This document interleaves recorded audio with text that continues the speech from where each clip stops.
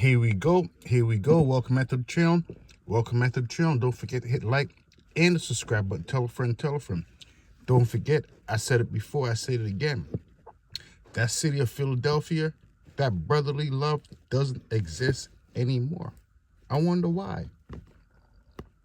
See, listen, I'm fucking with you, Ed. We together. And it was situations in the street situation that caused for Skinny to get brutal. Everything. Skinny Me. This video is about Skinny Me. You know, hopefully he makes it home soon. Imagine that. Imagine Skinny Me being a free man again. Anything's possible. But as of now, they got him. He got that life. Imagine that. Was it because Skinny Me started hanging around AR-Ab? Is that why he is where he is right now? I don't know. I said Skinny get in the car and go catch a triple murder. I understand he gonna do it. It ain't even like a joke. And Bayard, you gotta understand, Bayard was the most feared nigga in our prison. That kind of kept me out of. Did AR-Ab really just say that? Did he really just say that about Skinny Me? Don't forget, his name was the Notorious Skinny Me. Makes sense now why they had to put that Notorious in front of it. AR-Ab said Skinny Me would do what?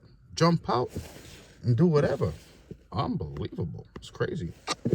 I'm with the North Philly niggas. When Bayard came out the hole, when he came around the North Philly niggas, I understood his rank without nobody saying it. When he first got in the streets, he came to me. He sold drugs for me. It's a terrible thing. I don't know. Skinny Me, he was violent before he met AR-Ab, so let me not say AR-Ab let him down the path that he went. He was already like that. But this is how he was. Everyone knows the story about Skinny Me. Y'all know who he is. This is my little brother, Skinny Me. Notorious. That boy about 130 pounds of horror. Guess what? That's what I like about Skinny. I never forget Skinny Me said that person who they saw on the camera, he must have been like 150 pounds, 145 pounds. I'm only about 110 soaking wet. Imagine that. Is that what he really said? Music, man. It's just raw. Like reality rap. Getting me to go through a situation. Guess what? It's going to be in the song. He's going to make a song about it the same day. So that's what's going on with Skinny Me right there. They said his songs was used against him to give him that life sentence. You know, it's a terrible thing. I mean, was he just trying to get things off his chest? Imagine that. I never thought about it. That's why he had to put on a song to tell everybody what really happened. I killed the nigga, and I did that. I seen him do it. Believe it or not, Skinny Me, he's known for that. But unfortunately, he's known for other things also, especially in the courts. The courts know Skinny Me for other things. Besides another friend of Skinny's who was originally from 25th and Master, was also involved in a murder incident and was sentenced to life in prison as well.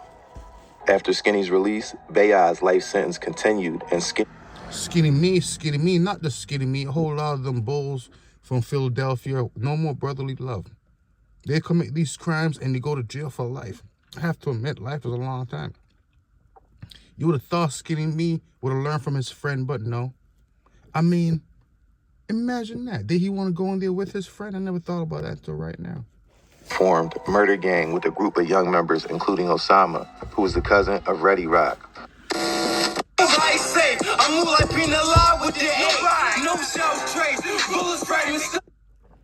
Don't forget, these ain't regular rappers. These rappers are actually reality rappers. So it's fair to assume that everything they're saying in their raps is the truth. I don't think these individuals will lie. They don't seem like liars to me. Your face, Northside real, and all we ain't desperate for deals. I kill your goon, and he know that I will. Them niggas started us. We the Northside niggas. As I said, these individuals from the north side of Philadelphia, no more brotherly love is located there anymore. It's a terrible thing.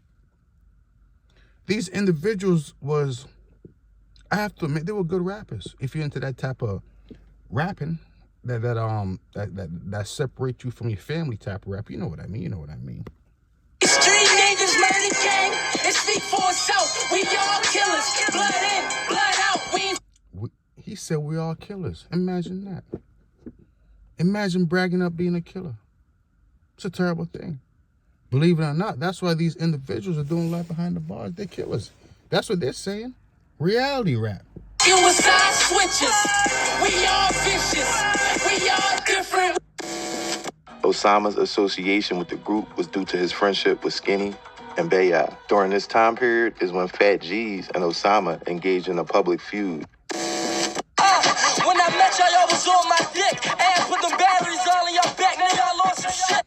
Don't forget, no more brotherly love. No more brotherly love's a terrible thing. When did it end? I don't know. These individuals are good rappers. They was rapping about doing bad things to each other. Imagine that. Why not show the brotherly love? I don't know. I don't know where they felt you, son.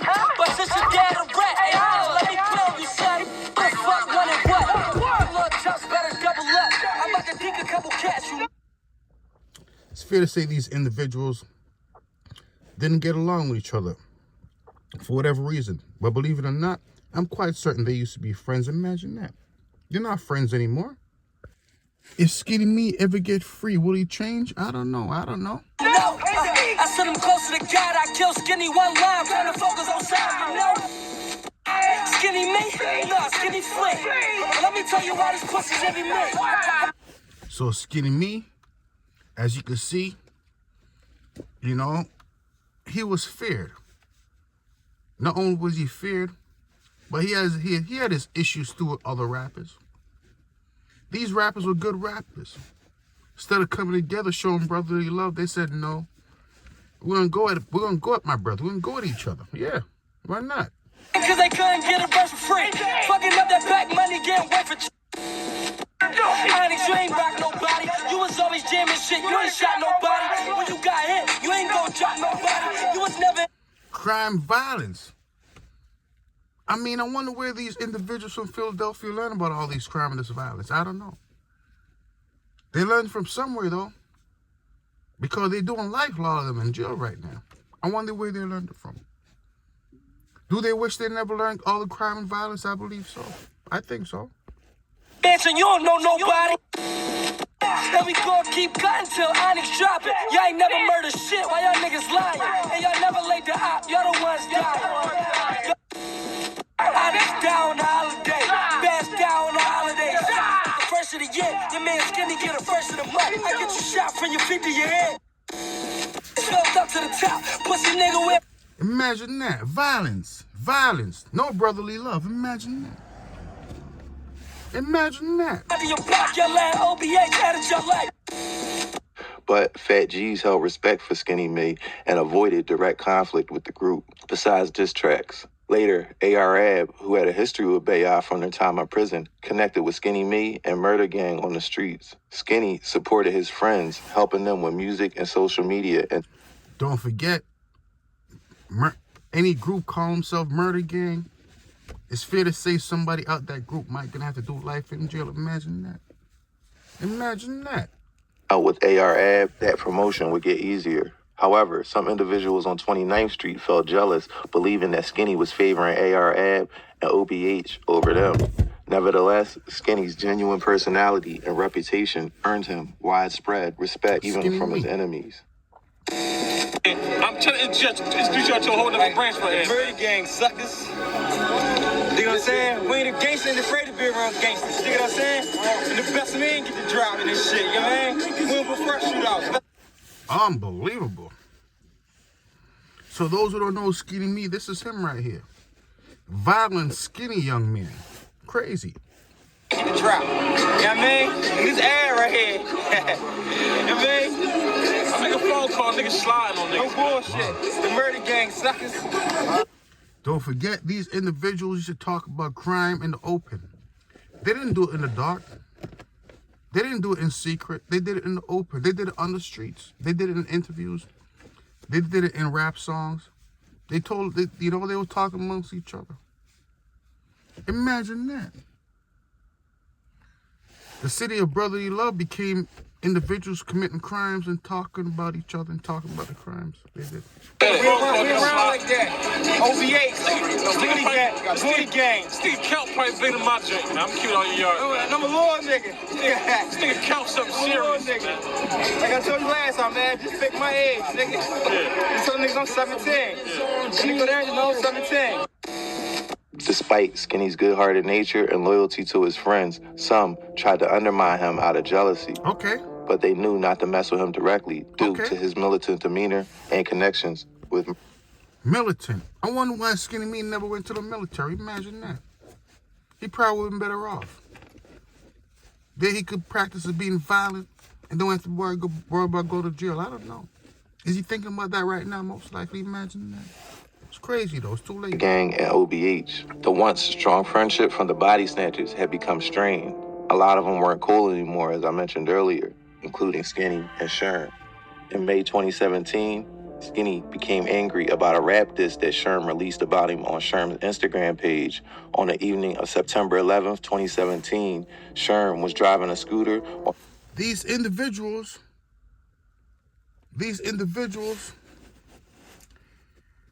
I mean, I guess they are who they are. I mean, I have to admit, there's other individuals behind the bars doing, life and say, you know what? We need more people in here. Imagine that. And these individuals probably say, you know what?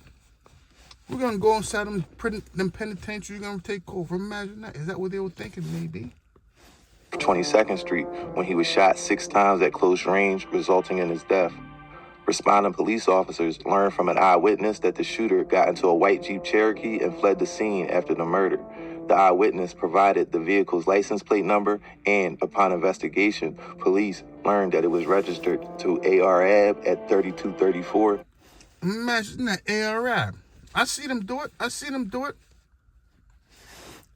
Where's brotherly love?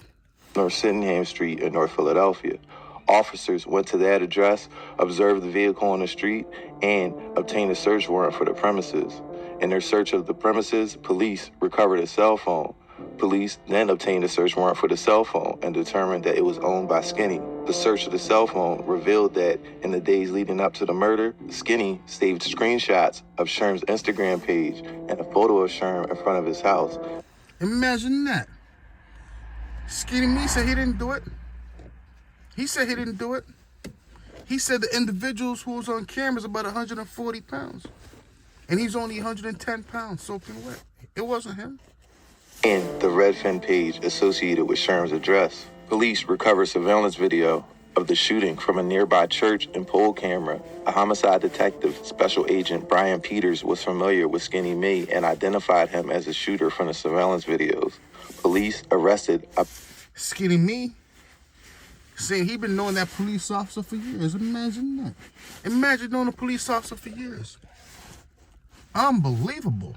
That means Skinny Me, he's been a criminal for years before he got that life. Imagine that. Parker, or Skinny, and charged him with murder and related offenses. During the ensuing investigation, police discovered that after the murder, Skinny created 2 rap music videos, Blood O's and Notorious, in which the lyric, according to them, recounted a murder by shooting that was committed under circumstances similar to those surrounding. They said Skinny Me committed a crime, murders. Let me not say that. I was going to say instead of Skinny Me going on the run right away, he decided to write 2 rap songs about it. Not just one, but 2. That's 2, but 2. Death Sherman Williams. Before trial in February of 2020, the Commonwealth filed a notice of its intent to admit the evidence from Skinny Me's cell phone and the rap videos of Skinny Me performing Blood O's and Notorious. In March 2020, Skinny Me filed a motion in limine seeking to prohibit Special Agent Peters from identifying him in the surveillance videos. In September 2021, Skinny Me filed a motion to suppress the... Don't forget, a lot of times these individuals, they don't just go to jail. They go out of their way to go to jail. Go out of their way to commit those crimes. Not only that, some of them go out of their way to brag about the crimes that they commit. That's how a lot of them end up in jail, doing life. It's unbelievable. Evidence recovered from his cell phone on the basis that police lacked probable cause to obtain the warrant and that the warrant was overbroad. The matter proceeded to a jury trial at which the trial court allowed the Commonwealth to play the Blood Oath videos for the jury with sound and allowed a portion of the Notorious video to be played without sound for the purpose of showing Skinny Me's movements and mannerisms. That video that they're talking about, it's a very violent video, so graphic. Blood everywhere. Imagine that. I mean, why does Skinny Me want to reenact what he did to somebody? I don't know. But that's what they're saying he did.